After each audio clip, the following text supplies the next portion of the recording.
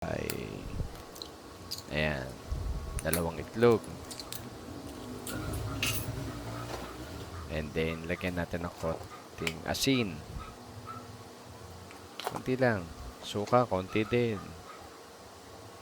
Pang ano yan, pangtulong sa pagpapaalsa. Tapos, 2 kutsara o 3 kutsarang almond flour. Oo, mahal yan, pero matagal mo na maubos yan. Okay. Ayan, 2 stevia.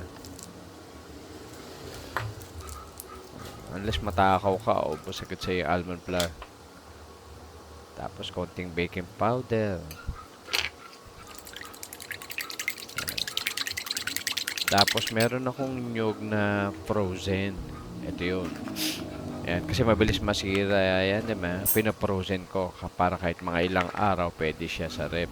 Ayan, pinalambot ko na siya sa electric pan. Ayan.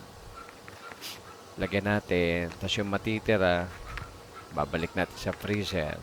Pwede pa yan. Kahit mga ilang araw pa uli.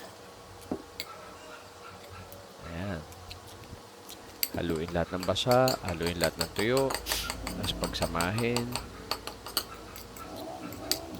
Tapos pwede mo pang dagdagan niya ng cinnamon powder. Depende sa'yo.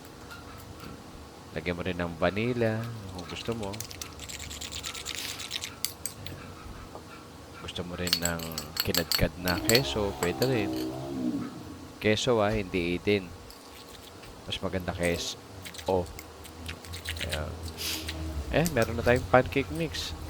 So, makakatawid na yung aking craving sa tinapay. Siyempre, coconut oil gagamitin natin. Anong oven? Kawali lang. Ayan.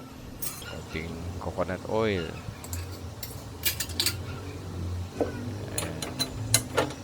Medium fire. And then, kalat lang natin yan sa kawali.